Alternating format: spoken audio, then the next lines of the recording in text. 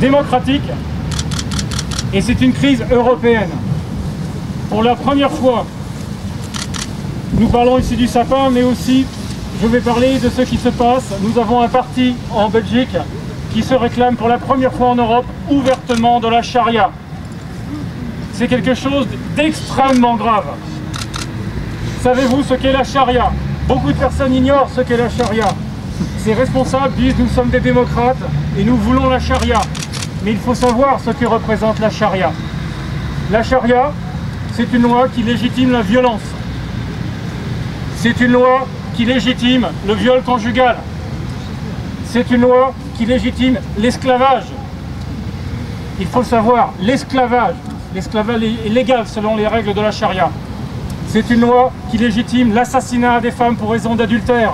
C'est une loi qui légitime l'assassinat des gens qui quittent l'islam, des apostats, des homosexuels, des gens qui expriment des opinions défavorables sur la religion islamique et le prophète. C'est tout cela la charia. 13 février 2003, la Haute Chambre déclare « La charia est incompatible avec les principes démocratiques ». Faut les brûler, c'est ça. La charia prévoit de la même manière dans son application la destruction de la démocratie et des droits de l'homme.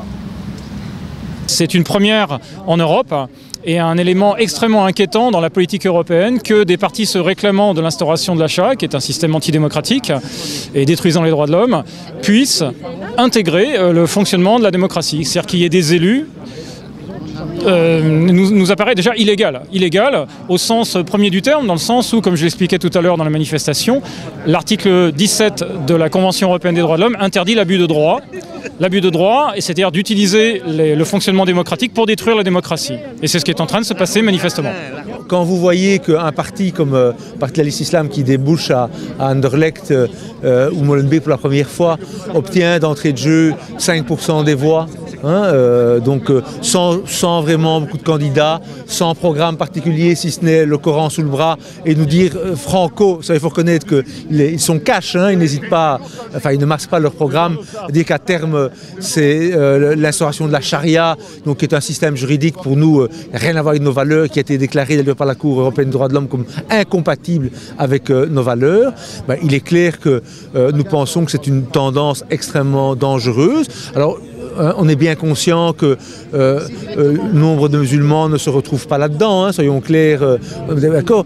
Mais il y a quand même des tendances au sein de ces groupes, justement avec le salafisme, le wahhabisme et autres, qui travaillent tout cela et qui est dangereuse. Et nous pensons que tout ça, à terme, peut remettre en cause, effectivement, et notre système démocratique et la paix civile. Dans tous les domaines, nous acceptons petit à petit de vivre dans une dictature, puisque la charia est une dictature, c'est une forme de vie où l'État gère absolument tous les actes de chaque jour.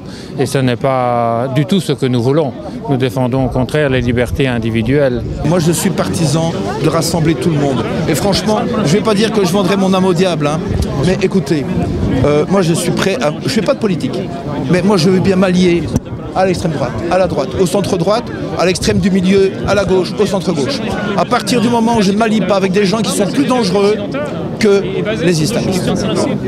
Vous savez, lorsqu'un bateau est en train de couler, qu'il y a un trou dans la coque, c'est pas le moment où on choisit pour se disputer et pour choisir la couleur qu'on va repeindre la coque. On commence par boucher le trou, et quand le trou est bouché, on arrange ce problème. Pour moi, l'État belge est en faute, n'a pas fait son travail.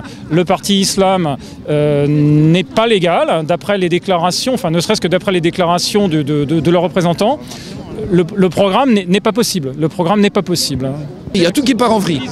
Tout part en vrille. L'emploi, le climat social, etc. Et en plus, il est centré des islamistes dans nos espaces démocratiques. Et là, ils viennent nous dire, le droit dans les yeux, les yeux dans les yeux, ah mais vous savez, ils ont été élus démocratiquement, on ne peut rien faire. Notre constitution, il n'y a rien dans nos lois. L'islam, c'est la charia. La charia, c'est la loi de Dieu, qui est tirée des textes saints de l'islam. Et cette charia, on ne peut pas être modéré. Écoutez Erdogan qui aimerait entrer dans l'Europe. Ce monsieur Erdogan, il y a quelques mois, disait, lorsqu'on parle d'islam modéré, on insulte l'islam. Il a dit textuellement, on insulte l'islam. Il n'y a pas d'islam modéré. Il y a l'islam, un point, c'est tout. C'est lui qui vous fournit la réponse, c'est pas moi. Vous allez dans une librairie de Bruxelles, je ne l'ai pas pris avec, j'ai oublié. Vous allez dans n'importe quelle librairie islamique de Bruxelles, vous allez chercher un petit bouquin qu'on vend pour 2,50 €. Ça s'appelle les 40 hadiths de Al-Nawawi. Vous lisez le hadith numéro 14 et c'est marqué « On peut tuer dans 3 cas. Les adultères, celui qui insulte l'islam et celui qui quitte la religion de l'islam. » On est bien d'accord, on est bien d'accord. Vous vous rendez compte? Et c'est vendu dans les librairies à 100 mètres d'ici ou à 200 mètres. Alors qu'il y a un article, je ne sais plus lequel, qui interdit la discrimination, qui interdit de diffuser des écrits discriminatoires, des écrits qui appellent à la violence. Malheureusement, il faudra encore beaucoup d'étapes avant que les prises de conscience aient lieu. Et je crois que si on ne passe pas à la démocratie directe, on n'arrivera pas à faire passer le message. On est les excluants, c'est-à-dire du débat politique. Vous faites le jeu de l'extrémisme. Ah, écoutez, je crois que... alors, vous savez, on aurait pu faire le même constat. Est-ce qu'il fallait exclure à un moment donné Hitler du débat politique ou pas? Pensons que, vous savez, pour nous, les revendications du type d'islam, je veux dire, c'est une forme d'extrémisme qui est digne, on l'a dit, du fascisme, ou une forme de fascisme. Et donc, nous pensons effectivement que, tout comme il y a des mouvements d'extrême droite qui ont été exclus du débat avec le cordon sanitaire, qu'il y a peut-être aussi une forme de cordon sanitaire à mettre en place contre ces mouvements. Mais vous savez, on se rend bien compte que ce soit Sharia for Belgium ou Islam, on va tirer parti justement de toute cette tolérance, comment on dit, de toutes ces valeurs chez nous, de démocratie, de droits de l'homme, pour essayer de s'imposer. Et si on en dissout un, on va vous dire, on va recréer autre chose, on a la liberté d'association et autres. Mais fondamentalement, c'est ce que la Cour européenne des droits de l'homme a dit en 2003, c'est que tout ça est incompatible justement avec nos valeurs fondamentales. Et donc il n'y a pas à tolérer tout ça, il y a à dire, messieurs, désolé, si vous voulez jouer, comment dire, un rôle démocratique, c'est dans les limites du débat démocratique et dans les limites de nos valeurs.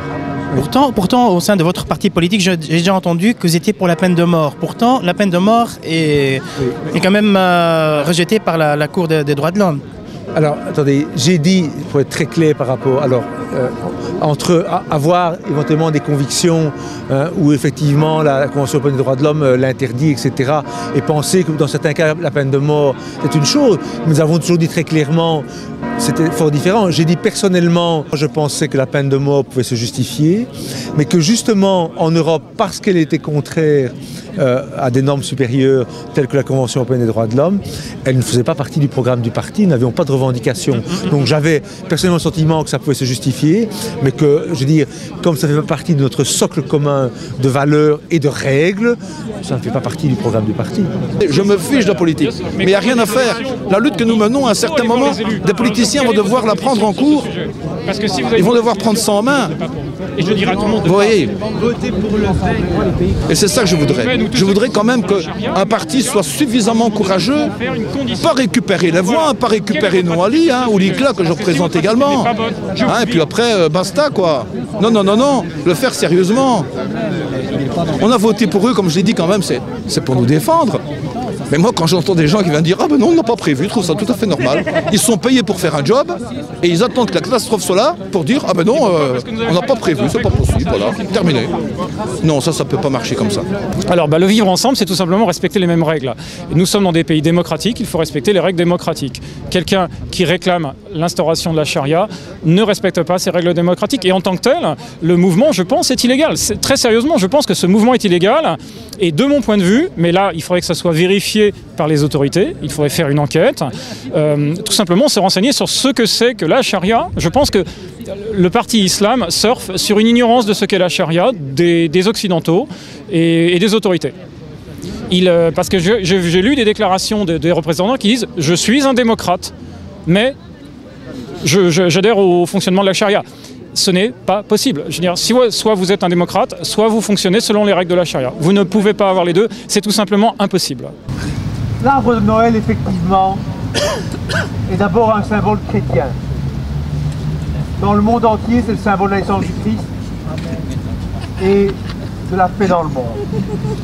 Mais c'est aussi un symbole européen qui date de plusieurs millénaires. Et si on fête Noël le 24-25 décembre, parce que c'est le jour de l'équinoxe d'hiver, C'est la fin du jour le plus court, et à partir de ce jour-là, la lumière revient, les jours s'allongent. C'est le symbole des lumières qui vainquent les ténèbres. Et le sapin, c'est aussi l'arbre qui reste toujours vert. C'est l'arbre de la vie. Et l'islam vénère la mort, tout comme nous vénérons la vie. Concernant les raisons en fait, de cette manifestation que ces responsables ont présentée, pensez-vous pas qu'ils sont montés un peu trop vite au créneau vis-à-vis de ce sapin qui était vraiment l'idée d'un élu belgo-belge? Oui, bien entendu. Remarquez que ça ne m'a pas vraiment fort impressionné. Je ne viens pas pour ça. Hein.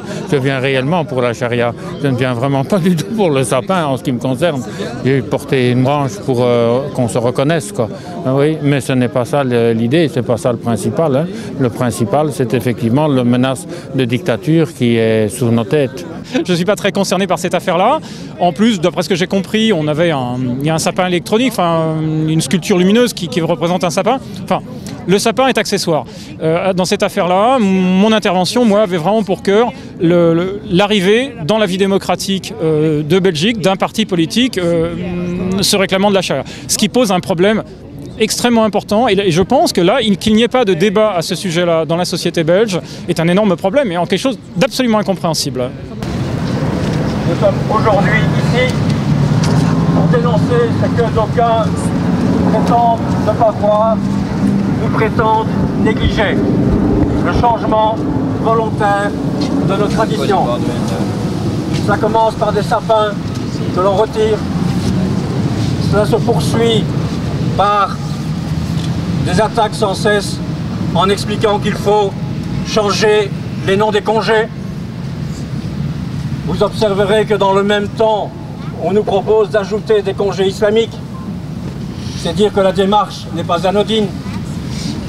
On nous explique notamment le sapin, que ce n'est pas un symbole chrétien, ce qui est en soi une incohérence majeure, parce que si ce n'est pas un symbole chrétien, et si c'est effectivement le symbole de tous, parce que c'est effectivement devenu une tradition de tous, il y a encore moins de raisons de vouloir en terminer. Mais à ceux qui disent que ce n'est pas un symbole chrétien, je tiendrai à leur faire observer quand même qu'effectivement, à l'origine, et c'est pour ça que le sapin est très important, à l'origine, le sapin n'était effectivement pas chrétien. Mais c'est une tradition que l'on a observée sous forme de sapin ou d'autres arbres dans toute l'Europe. J'ai bien dit toute l'Europe. Lorsque le christianisme a pris de l'essor, effectivement, ça a été instrumentalisé et c'est devenu un symbole chrétien aussi. Et par la suite, c'est resté pour certains un symbole chrétien et pour d'autres c'est un symbole laïque parfaitement intégré. C'est en tout et pour tout un symbole non seulement européen, mais je dirais occidental. Parce que l'on trouve ce symbole partout où les Occidentaux ont posé le pied. Aux États-Unis, en Australie et même en d'autres pays, en Afrique. C'est un symbole qui dépasse de loin la question religieuse. Et c'est pas pour rien que l'on cherche à le remplacer par d'autres choses. Et cela, c'est important d'en être conscient. Il n'y a évidemment pas la question du sapin en tant que tel, c'est la question de la symbolique du sapin. Et la symbolique de toutes les autres choses que l'on veut nous retirer. Les congés que l'on change, les vacances que l'on déplace et toutes les formes d'effacement de nos traditions. Nous n'avons aucune raison de céder ni de renoncer à nos traditions. Jamais. Je jure fidélité au roi, obéissance à la Constitution et aux lois du peuple belge. Voilà, on a prêté serment. On a fait notre prestation de serment. C'est une nouvelle législature qui commence et bon, tout s'est bien passé, tout s'est bien déroulé dans le calme, la sérénité. Et je crois que là, on est prêt pour faire du bon travail, à mon avis. On a entendu beaucoup de polémiques par rapport à votre parti, surtout la polémique comme quoi vous vouliez instaurer la charia au sein de la commune. Qu'avez-vous à dire sur cela? Est-ce dans le programme de votre parti? Dans le programme de notre parti, non. Dans le programme de notre parti, c'est avant tout lutter contre les discriminations. Par exemple, les injustices. La discrimination à l'embauche, par exemple. Quels sont les principaux points que vous voulez, ça veut dire, faire intervenir au sein du Conseil? Écoutez, nous, on a quand même comme axe principal l'instruction, l'enseignement, la sécurité dans nos rues, hein, c'est très important. Les infrastructures, l'urbanisme, c'est très important. Il faut valoriser, redonner une bonne image à Molenbeek, surtout le bas de Molenbeek. Mais c'est ça surtout qu'on a dans notre point de mire. Voilà. Donc, l'enseignement, un axe principal, la sécurité pour que nos concitoyens puissent circuler librement à toute heure. Et ensuite, les infrastructures urbaines, l'éclairage public par exemple qui doit être meilleur, les trottoirs, les rues, la sécurité pour nos enfants parce que n'oublions pas qu'on a beaucoup de jeunes dans nos quartiers et ils aimeraient bien jouer, ils aimeraient bien faire du vélo, donc la sécurité également, la mobilité bien sûr. Voilà. Donc c'est pas trop différent par rapport aux autres partis. Écoutez, nous, je pense qu'il y a d'autres points. Par exemple, l'école, on parle bien sûr du foulard, du halal dans Comment ça, le foulard et le halal? Le halal dans les écoles, c'est disons, permettre à nos jeunes musulmanes de pouvoir porter le foulard dès l'entrée du secondaire. Ça, c'est ce qu'on aimerait bien, en toute liberté, sans prosélytisme. Ça, pour nous, le prosélytisme, c'est quelque chose qu'on ne veut pas. Mais on veut que nos sœurs se sentent bien dans l'établissement scolaire, se sentent bien reçues. Et puis que dans nos cantines soient mises à disponibilité de nos musulmans, en tout cas des bons repas, des repas qui leur conviennent, de façon à ce qu'ils puissent également rester, manger avec les autres. Et donc tout, c'est des choses, disons, qui n'ont rien à voir avec imposer, c'est simplement permettre à une tranche de la population qui pense un peu autrement peut-être, de pouvoir lui permettre de s'épanouir et de s'intégrer pleinement, de participer pleinement à l'activité citoyenne et de notre commune. Voilà, c'est surtout ça en fait, c'est éviter qu'ils se retranchent, éviter qu'il y ait justement ce communautarisme.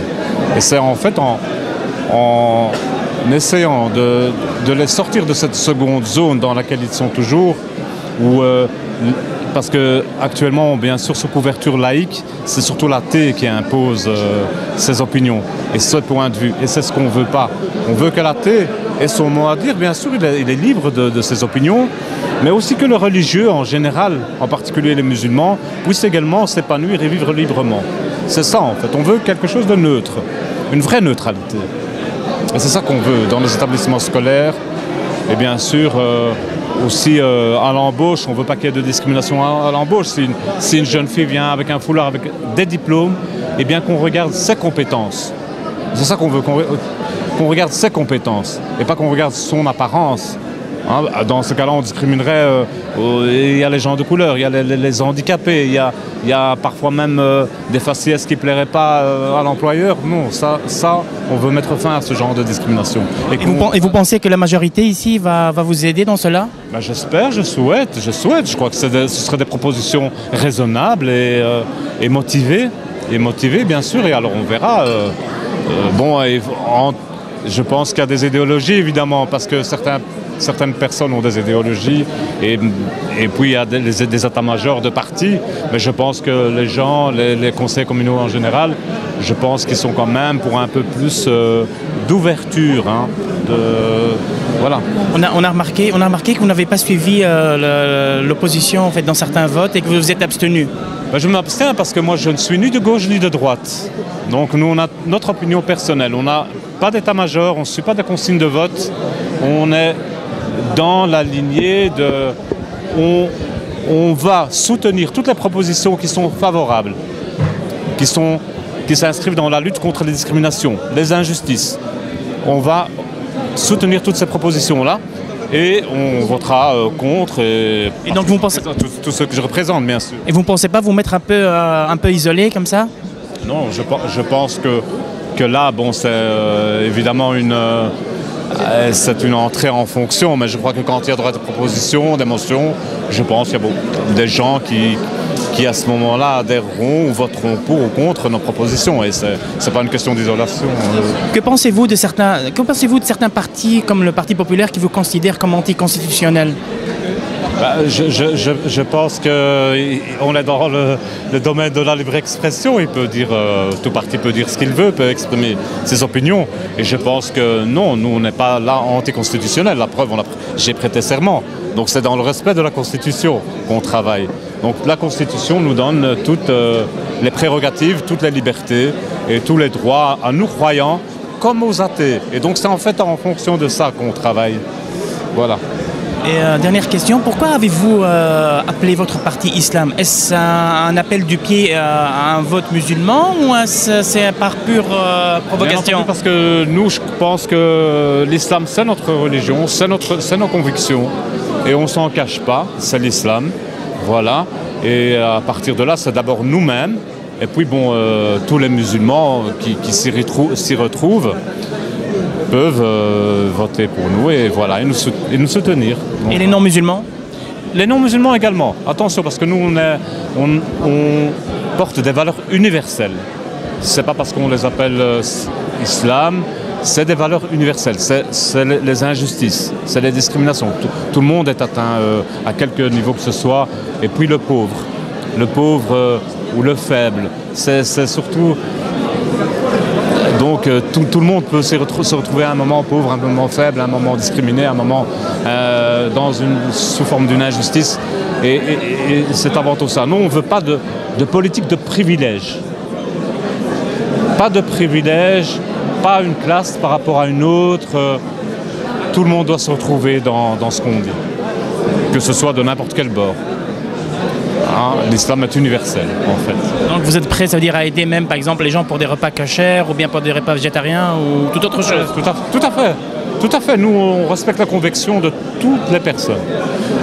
Un exemple, si maintenant, admettons, c'est qu'un exemple, si dans une école ou dans une classe, il y a 24 musulmans et un non-croyant et qu'il demande sa portion de porc, on se débrouillera pour lui trouver.